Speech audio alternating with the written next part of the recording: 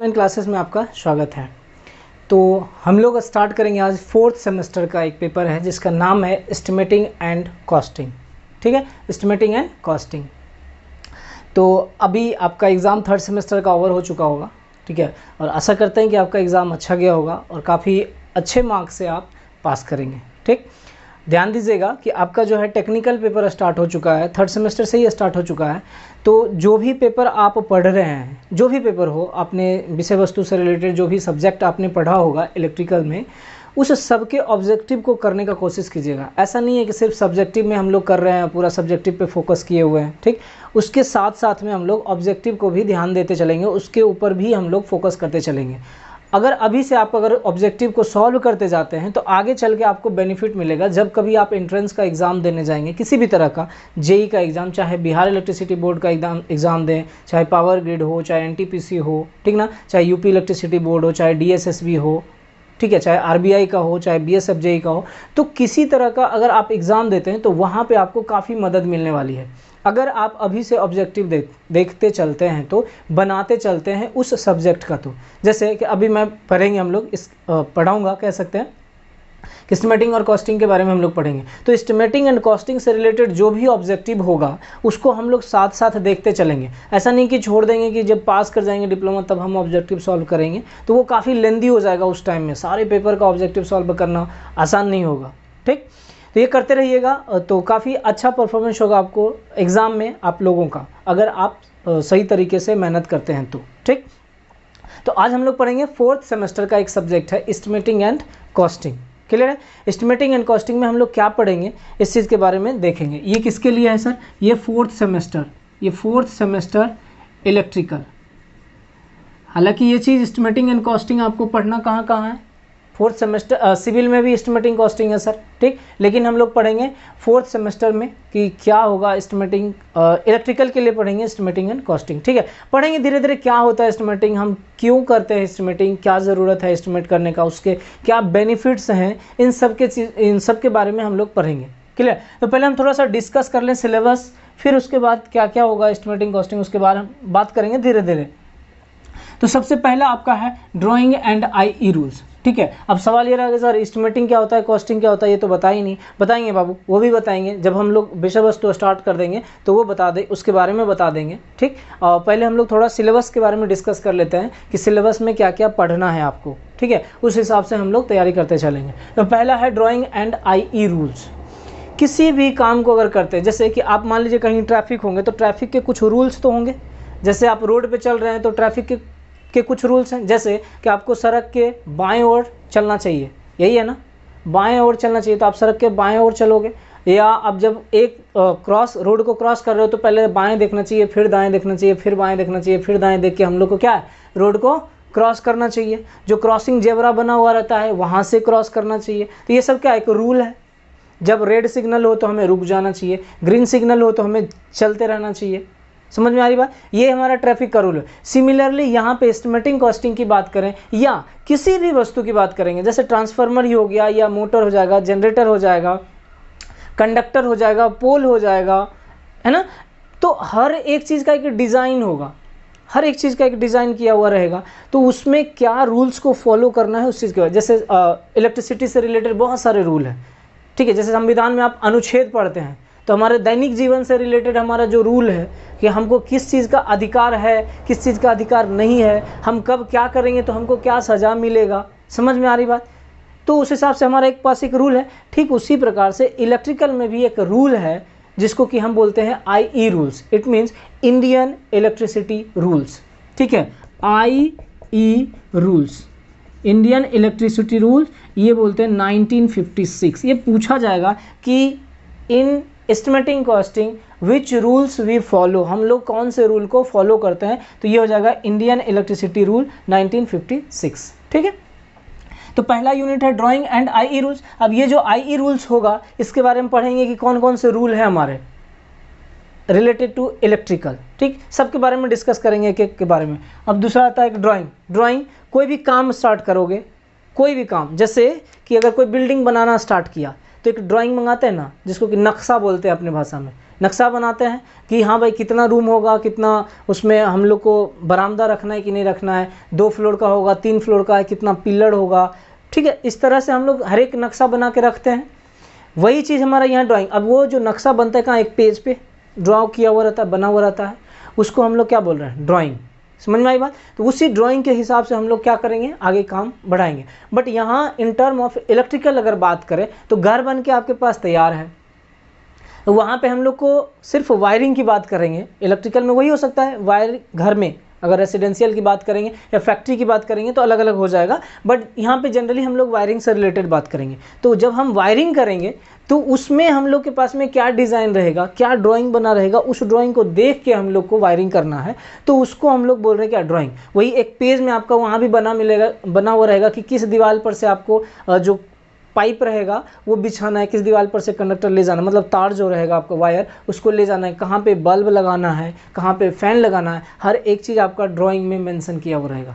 तो ड्राइंग को पढ़ने के लिए आना चाहिए। ड्राइंग पढ़ने के भी 3 टाइप हो जाएंगे, आपको बताएंगे आगे जब स्टार्ट करेंगे हम लोग चैप्टर तब, ठीक है। तो पहला यूनिट है ड्राइंग एंड आई रूल्स, दूसरा है सर्विसमेंस। देखिए सर्विसमेंस क्या होता है, इसी में आप पढ़े होंगे, जब आप पढ़ रहे होंगे ट्रांसमिशन डिस्ट्रीब्यूशन तो उसमें पढ़े होंगे फीडर क्या होता है, डिस्ट्रीब्यूटर क्या होता है, सर्विसमेंस क्या होता है, इन सब के बारे में पढ़े होंगे, ठीक है। तो जनरली अभी सर्विसमेंस के बारे में जानिए, हम लोग डिस्कस करेंगे जब यूनिट पे आएंगे, तो वहाँ पे फीडर क्या होगा, डिस्ट्रीब्यूटर क्या होगा, इन सब के बारे में भी बताएंगे।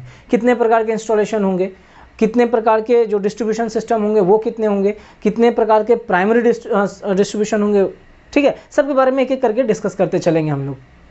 तो ये क्या है हमारा, यहाँ पे पढ़ना है सर्विसमेन, जो आपका पोल पर से आप वायर के सहारे अपने घर में जो कनेक्शन लेके जाते हो, कि कोई भी पोल है जहाँ पे एंडिंग होगा, पोल पर से आप एक वायर लेते हो, वायर से आप कनेक्ट करके अपने घर में एनर्जी मीटर तक ले जाते हो, उसको हम लोग बोलते हैं सर्विसमेंस, ठीक है। अब सर्विसमेंस है तो आप कितने प्रकार का सर्विसमेंस होगा, अंडरग्राउंड होगा कि ओवरहेड आप लेके जा रहे हो, क्लियर, उन सब के बारे में पढ़ेंगे। अब ओवरहेड होगा तो हम कैसे ले जाएंगे, अंडरग्राउंड होगा तो कितने प्रकार से हम अंडरग्राउंड कर सकते हैं, ठीक है। इन सब के बारे में हम लोग पढ़ेंगे किस में, सेकेंड यूनिट में, सर्विसमेंस में, ठीक।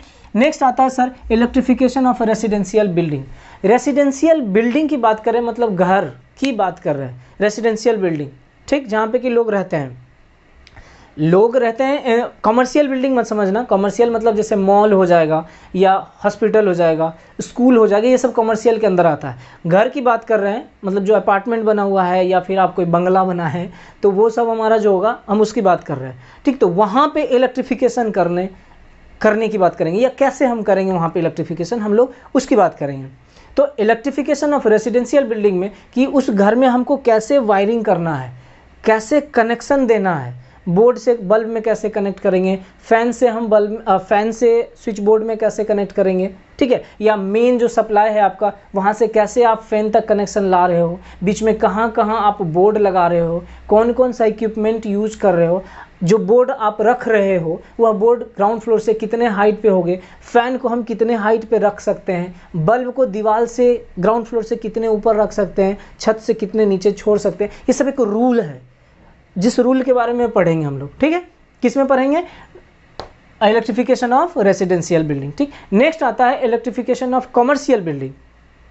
कमर्शियल बिल्डिंग में आप कह सकते हो कि मॉल हो गया, स्कूल हो गया, हॉस्पिटल हो गया, शॉप हो गया, जो दुकान होता है, ठीक है। तो ये सब हमारा कमर्शियल में। अब उसमें हमको करना है अगर वायरिंग तो कैसे करेंगे, वहाँ गोडाउन वायरिंग होता है, ठीक है, गोडाउन वायरिंग हो जाएगा, स्टेयरकेस वायरिंग हो जाएगा। तो कैसे हम वायरिंग करेंगे, गोडाउन वायरिंग ही करना होगा तो हम कैसे वायरिंग करेंगे। Godown wiring in the sense कह सकते हो कि आप सीढ़ी जो है, एक सीढ़ी पे चढ़े, मतलब एक फ्लोर पे चढ़े, स्विच ऑन किए, उस फ्लोर पे सप्लाई बल्ब जला, दूसरे फ्लोर पे गए, सप्लाई अब जैसे स्विच ऑन किए दूसरे फ्लोर का बल्ब जला, फर्स्ट फ्लोर का ऑफ हो गया। कुछ इस तरह से हम सीक्वेंस बना के चलेंगे तो वो हमारा हो जाता है स्टेयरकेस कह लीजिए या गोडाउन वायरिंग कह लीजिए। तो हम कैसे करेंगे, कनेक्शन कैसे देंगे, इन सब के बारे में आप सीखोगे किसमें, इलेक्ट्रिफिकेशन ऑफ कमर्शियल इंस्टॉलेशन में या बिल्डिंग में। नेक्स्ट आता है sir electrification of a factory unit installation. अब जो फैक्ट्री होगा वहाँ पे कितने प्रकार के लोड होंगे, समझ रहे हैं, डोमेस्टिक लोड भी होगा या जो पावर लोड रहता है वो होगा, कैसा लोड होगा, या वहाँ पे जो इक्विपमेंट है उसको हम कैसे उसमें कनेक्शन दे सकते हैं, वायर से कनेक्शन कैसे देंगे, वहाँ पे भी बल्ब रहेगा क्या वहाँ पे भी हम ऑफिस में फ़ैन रखेंगे, एसी रखेंगे वगैरह, जो भी इक्विपमेंट हमारे दैनिक जीवन में जो यूज होता है वो भी रखेंगे क्या। अब जो फैक्ट्री अंदर प्लांट रहेगा, फ्लोर रहेगा, वहाँ पे हमको मोटर लगाना है, तो हम मोटर को कैसे लगाएंगे, एक मोटर कैसे लगेगा, 2 मोटर कैसे लगेगा, 3 मोटर कैसे लगेगा, उसमें हम कैसे कनेक्शन देंगे, कितना वायर कनेक्ट करेंगे, इन सब चीज़ों के बारे में हम लोग जानेंगे किसमें, फैक्ट्री यूनिट इंस्टॉलेशन में। ठीक है, तो ओवरऑल आप कह सकते हो कि हम लोग वायरिंग के बारे में पढ़ेंगे। नेक्स्ट हो जाता है टेस्टिंग ऑफ इंस्टॉलेशन। जो आपने वायरिंग किया है पूरे घर में, जो आपने सप्लाई दिया है, जो कनेक्शन दिया है, उसमें आप जो कनेक्शन किया है वो सही है कि गलत, वो उसको हमें टेस्ट करना है। वो कब कैसे पता चलेगा, जब आप टेस्ट करोगे तब। मान लो कि एक बल्ब से आप स्विच बोर्ड में कनेक्शन लगा दियो, बना दियो, अब जैसे ही स्विच ऑन कर रहे हो बल्ब जल ही नहीं रहा है, चाहे सप्लाई रहे चाहे नहीं रहे, वो जल नहीं रहा, मतलब कहीं ना कहीं बीच में क्या होगा, फॉल्ट होगा, डिफेक्ट होगा, तो उसको टेस्ट करना है। तो डिफरेंट काइंड ऑफ टेस्टिंग होंगे, अर्थ टेस्टिंग करेंगे हम लोग, इंसुलेशन टेस्टिंग करेंगे, phase to phase insulation testing, phase to earth insulation testing करेंगे, फिर आपका कंटिन्यूटी टेस्ट करेंगे। तो अलग अलग प्रकार के टेस्ट होंगे, उसके बारे में भी हम लोग चर्चा करेंगे किसमें, तो ये टेस्टिंग ऑफ इंस्टॉलेशन में चर्चा करेंगे। तो ये 5 यूनिट आपको पढ़ना है किसमें, एस्टिमेटिंग एंड कॉस्टिंग में। समझिएगा इसका, देखिए इस पेपर का फ़ायदा क्या है। पहली बात कि अगर आप बल्ब या फ़ैन वगैरह घर में जो आप कनेक्शन है वो अगर नहीं जान रहे हैं, तब जो जान रहे हैं उनको तो नहीं कह सकता, वो अच्छी बात है कि वो जान रहे हैं। जो नहीं जान रहे हैं, ये सब्जेक्ट पढ़ने के बाद डेफिनेटली आप आइडिया लगा सकते हैं कि कैसे कनेक्शन किया हुआ होगा स्विच बोर्ड से बल्ब में, स्विच बोर्ड से फ़ैन में, स्विच बोर्ड से ट्यूबलाइट में, स्विच बोर्ड से आपका किचन में कैसे सप्लाई गया होगा, स्विच बोर्ड से बरामदे पे कैसे सप्लाई गया होगा, मेन कहाँ रहेगा, मेन के बाद हमारा क्या रहेगा। इस तरह का जो भी आपके घर में होगा आप इजीली उस चीज़ को आइडेंटिफाई कर सकते हो, रिकॉग्नाइज कर सकते हो। अगर आप चाहते हैं कि अपने घर में वायरिंग करें, आपका घर अगर नया बन रहा हो वहाँ वायरिंग करें, तो आप इजीली वायरिंग कर भी सकते हैं, बस थोड़ा सा आपको समझने की ज़रूरत है। समझ में आई बात। तो ये सब्जेक्ट पढ़ने के फ़ायदे होंगे। दूसरा, अगर कहीं भी जेई वगैरह का एग्ज़ाम देते हैं तो आजकल इस एस्टिमेटिंग कॉस्टिंग का वेटेज देने लगा है। 5-5, 6-6 मार्क्स का सवाल आपसे एस्टिमेटिंग कॉस्टिंग का पूछा जाता है। सिंबल बना दिया, फ़ैन का सिंबल एग्ज़ाम में पूछ दिया, फ़ैन, अब यहाँ सिंबल बना दिया, पूछ दिया कि किसका सिंबल है, याद रहेगा फ़ैन का है तब तो आप मारोगे। ये आपको इसी सब में मिलेगा एस्टिमेटिंग कॉस्टिंग में। उस हिसाब से ये आपका क्या है, काफ़ी इंपॉर्टेंट सब्जेक्ट हो जाएगा आपके लिए। आप वायरिंग सीख सकते हैं इजीली, अपने घर में वायरिंग कर सकते हैं अगर ये सब्जेक्ट पढ़ रहे होंगे तो। समझ में आई बात। फिर एग्ज़ाम के पर्पज़ से भी ये काफ़ी इंपॉर्टेंट है, 4 से 5 मार्क्स का आपको जेई के लिए पूछा जाएगा।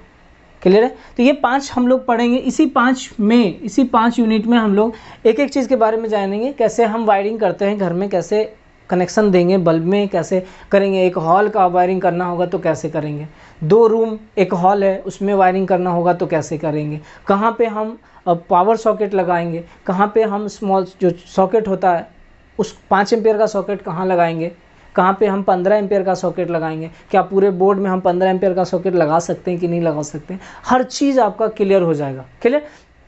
तो उम्मीद करते हैं कि आप पढ़िएगा ध्यान से कि हाँ ये क्या है नहीं है, और काफ़ी प्रैक्टिकल पेपर है आप कह सकते हैं। अदर में आप जैसे मशीन पढ़ रहे हैं, आपको मशीन देखने को नहीं मिलेगा, ट्रांसमिशन डिस्ट्रीब्यूशन पढ़ रहे हैं तो आप टावर पे जाइएगा नहीं, लेकिन ये चीज़ आपको आपके घर में देखने को मिलेगा, आप घर में भी कर सकते हैं। ठीक है, कैसे वायरिंग कर सकते हैं ये सब आपको यहाँ पे जानकारी मिल जाएगी। समझ में आई बात। तो ये है।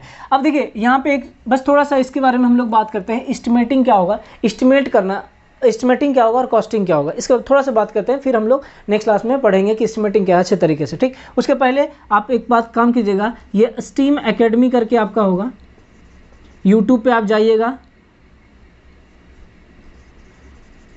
यूट्यूब पे जाके इस स्टीम एकेडमी को आप सब्सक्राइब कर लीजिएगा।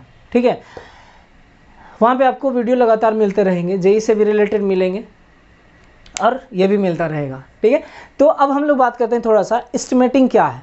एस्टिमेट करना मतलब एक हम अंदाज़ा लगाना, समझते हैं इस तरह से कि कोई भी अगर काम कर रहे हैं तो हम पहले एक प्लान कर रहे हैं कि उसमें क्या सारा चीज़ हो सकता है। जैसे अगर बात किया जाए, अपने तरीके से बात करें कि हाँ इलेक्ट्रिकल से रिलेटेड बात करते हैं, वायरिंग से ही थोड़ा सा लेते हैं हम लोग कि एक रूम है आपके पास। ठीक है, आपके पास क्या एक रूम है, अब इस रूम में आपके पास बस ये रूम है आपके पास, मान के चलिए इसमें आपको वायरिंग करना है। क्या कह दिया? वायरिंग करना है। तो आप क्या करोगे? दुकान जाओगे, सीधा खरीद के ले आओगे क्या? जो भी सारा इक्विपमेंट है खरीद के ले आओगे? ऐसा तो नहीं होगा। आप क्या करोगे? उस रूम को आके पहले देखोगे, ठीक है, उस रूम को देखोगे। अब देखने के बाद आप ये देखोगे कि इसमें बल्ब कितने लगेंगे, फ़ैन कितने लगा सकते हैं, बोर्ड कितना लगा सकते हैं, ठीक है, और जो आपका स्विच रहेगा वो कितना आप यूज़ कर सकते हैं, क्या और भी इक्विपमेंट की आवश्यकता है, कितना पाइप हम लोग मेज़र कर लेंगे, करेंगे ना, एक पाइप अंदाज़ा लगा लेंगे एक तरह से कि हाँ ये सारा इक्विपमेंट लगेगा, नंबर ऑफ़ क्वांटिटी पता चल जाएगा, तो उस हिसाब से हम उसका कॉस्ट भी निकाल लेंगे। तो यहाँ पे क्या करना है, हमने क्या किया, अंदाज़ा लगाया, एक प्लान बना लिया कि हाँ मान लो कि इस रूम में हो सकता है 10 मीटर का पाइप लग जाए, 10 मीटर का वायर लग जाए, 2 बल्ब, एक फ़ैन, ये सारा इक्विपमेंट। तो हम लोग यहाँ क्या किए, एक प्लान बनाए, एस्टिमेट अंदाज़ा लगाया कि इसमें ये सारा इक्विपमेंट लग सकता है। उस हिसाब से हम दुकान गए और दुकान से ख़रीद के लाए। समझ रहे हैं? तो वो हमारा क्या हो गया, एस्टिमेट करना, अंदाजा नहीं। जैसे एक और एग्जांपल से समझिए कि आपको घर बनाना है, बोल दिया जाए कि चलो भाई 2 रूम और 1 हॉल का आपको घर बनाना है। आप क्या करोगे, दुकान जाओगे, सीधा ऑर्डर कर दोगे क्या हम आप दुकान में जाके बोलोगे मुझे घर बनाना है, वो सारा सामान दे देगा? ऐसा है नहीं। आप पहले क्या करेंगे, एक प्लान बनाएंगे कि हाँ 2 रूम 1 हॉल बनाना है, तो कैसा उसका नक्शा होगा, कैसा उसका डिज़ाइन होगा, पहले तो आप इस चीज़ को जानिएगा, ठीक है। तो आप एक डिज़ाइन बनाए, नक्शा बना, अब उस नक्शे के हिसाब से आप देखेंगे कि उसका एरिया कितना है, कितना एरिया है। अब उस एरिया के हिसाब से आप देखेंगे कि आपको घर में कितने पिलर बनाने हैं, ठीक है, फिर दीवार बनाना है तो उसमें कितना सीमेंट लगेगा, कितना कंक्रीट जो बालू बोलते हो, कितना गिट्टी लगेगा, कितना बालू लगेगा, ठीक है, कितने पानी के रेशियो, मतलब जो हम रेशियो बनाएंगे, मिलाएंगे, मिक्सर बनाएंगे सीमेंट बालू गिट्टी का, कितना लगेगा। प्लास्टर करने के लिए हमको सीमेंट बालू की आवश्यकता है, तो कितना बालू लगेगा, कितना सीमेंट लगेगा, कितने लेबर लगेंगे, कितने वर्कर, जो मिस्त्री जो बनाता है, घर को बना के तैयार करता है, वो कितना लगेगा। समझ में आ रही? तो ये हम पहले प्लान कर लिए, बना लिए कि हाँ चलो ओवरऑल देख लिए कि हाँ हो सकता है 10 बोरियां सीमेंट लगे, 10 कुछ 1 टेलर या 2 टेलर बालू लगे, कुछ इस तरह से, कुछ टन में आपको छड़ लगेगा। तो सभी मटेरियल को क्या किए, जैसे मान लो घर ही बनाना था तो आप क्या किए, एक छड़ का आपको मिल गया, ठीक है, रॉड मिल गया, सैंड बालू मिल गया, सीमेंट का अंदाज़ा लगा लिए, कंक्रीट का अंदाज़ा लगा लिए, ठीक है, स्टोन पीस जिसको बोलते हो, ये सब पता चल गया हमको, है। फिर लेबर रहेगा, लेबर पता चलेगा कितना रॉड लगेगा, कितना हमको बालू लगेगा, कितना सीमेंट लगेगा, कितना कंक्रीट लगेगा, सबका हम क्या किए, एक ओवरऑल आइडिया ले लिए, मिल गया ना। यही चीज़ हमारा कहलाता है एस्टिमेटिंग, अंदाज़ा लगाना। समझे बात को? तो ये हमारा क्या हो गया, एस्टिमेट हुआ। अब इसी में कह लो कि रॉड लगेगा, तो रॉड का कीमत कितना होगा, टोटल जो रॉड होगा उसका कॉस्ट कितना होगा, तो दाम निकाल लिए। फिर बालू का कितना खर्च आएगा, फिर सीमेंट का कितना आएगा, फिर कंक्रीट जो होगा उसका कितना आएगा, सबको जोड़ देंगे हम इकट्ठा, वो हमारा क्या हो जाएगा, कॉस्टिंग। तो ये हमारा हो जाता है क्या, एस्टिमेटिंग एंड कॉस्टिंग। समझ में आई बात, एस्टिमेटिंग एंड कॉस्टिंग। क्लियर है यहाँ तक? तो इसके बारे में हम लोग पढ़ेंगे। ये आपका ओवरव्यू, सिलेबस के बारे में थोड़ा जानकारी ले लेते हैं कि क्या है सिलेबस में पढ़ना, क्या इस पेपर के फ़ायदे होंगे इसके बारे में, ठीक। फिर हम लोग आगे पढ़ेंगे जब यूनिट स्टार्ट करेंगे नेक्स्ट क्लास से, आपको कंटिन्यू मिलते रहेगा। फिर वहाँ पे भी हम लोग डिस्कस करेंगे फिर से कि एस्टिमेटिंग क्या होता है, कॉस्टिंग क्या होता है। क्लियर? चलिए, होप सो आपको समझ में आया होगा। तो आज के लिए हम लोग इतना ही रखते हैं। Thank you.